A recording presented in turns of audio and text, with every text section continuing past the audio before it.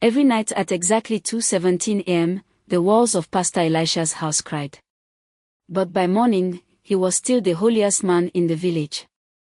In the village of Unholy, Pastor Elisha was not just a preacher. He was a symbol. Men wanted to be him. Women trusted him. Children memorized his sermons. Every Sunday, he stood tall in his white robe, holding his wife's hand, smiling like heaven itself had married him. People said, if marriage was a church, Pastor Elisha's home was the altar. But altars sometimes hide blood. His wife, Sister Miriam, never missed church. Her smile never failed. Her head was always bowed. When women asked her, how do you keep your home so peaceful? She replied softly, prayer. They never noticed she never lifted her sleeves. They never asked why she flinched when doors slammed. Because in Unholy, a pastor's house was sacred. And sacred places were never questioned. But when night fell, the Bible closed. The robe came off. And Pastor Elisha became another man. A man whose hands preached pain. A man whose words bruised deeper than fists. You embarrass me, he would say. A pastor's wife must be silent. Miriam learned to cry without sound. Because sound invited more beating. Before church every Sunday, Miriam stood before a cracked mirror. Foundation. Concealer. Powder.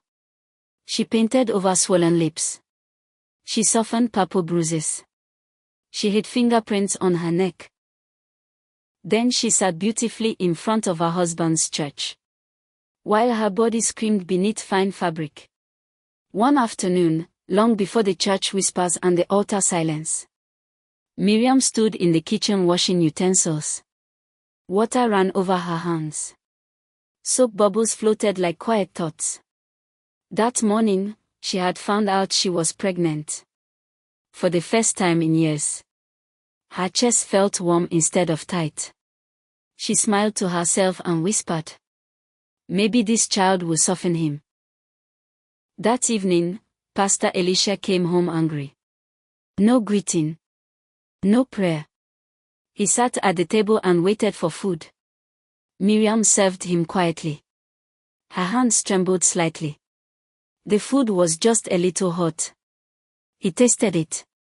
Then, he flipped the dining table. Plates shattered. Soup flew across the wall. The sound was loud enough to scare the unborn child inside her. Miriam froze. Before she could speak, he grabbed her and slammed her against the kitchen cupboard. Her head hit wood. Warm blood ran down her scalp. She slid to the floor, shaking. Crying, bleeding, terrified. She looked up at him and whispered, please. I'm pregnant. The room changed. He stepped back. For the first time that night, he looked afraid of himself. He apologized. He wiped the blood.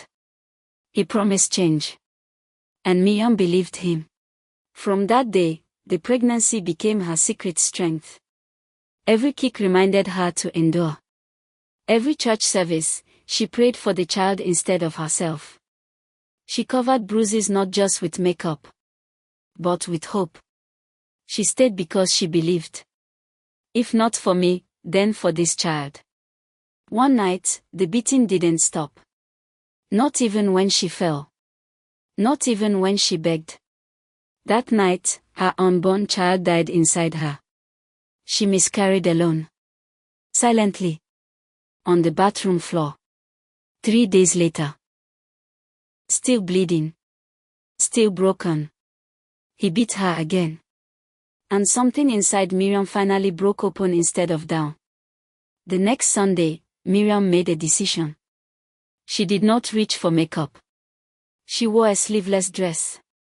Her black eyes were uncovered. Her arms told stories. Her neck carried fingerprints. When she walked into church, the whisper started immediately. Is she sick? What happened to her face? Is that the pastor's wife? Pastor Elisha stared at her. That harsh gaze she knew too well.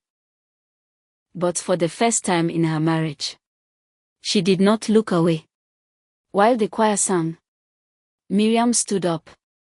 Step by step, she walked to the altar. The church froze. She took the microphone from her husband's trembling hand. And she said, "Every night of my marriage, I am beaten. I cover my bruises so you can call my husband a man of God. 3 days ago, I lost my baby because of these hands." She lifted her arms. The church gasped. She turned slowly. "This is what holiness has been doing to me." The service ended in chaos. Police were called. Pastor Elisha was arrested. Then later released. That night, threats came. Miriam disappeared. She went into hiding, sleeping in places without names, from behind curtains, with her face hidden. She told her story on social media. Her voice spread faster than sermons. Women came forward. Screenshots surfaced. Messages leaked. This time, the walls were louder than the pulpit. Pastor Elisha was arrested again. Not as a man of God, but as a man of violence. He was sentenced to prison for abuse. No robe. No microphone. No hiding. Miriam never returned to the front row. She built a platform for women whose bruises were still hidden.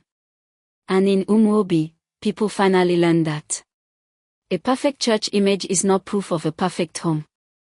And silence is not submission, it is survival. Sometimes, the bravest altar call is telling the truth.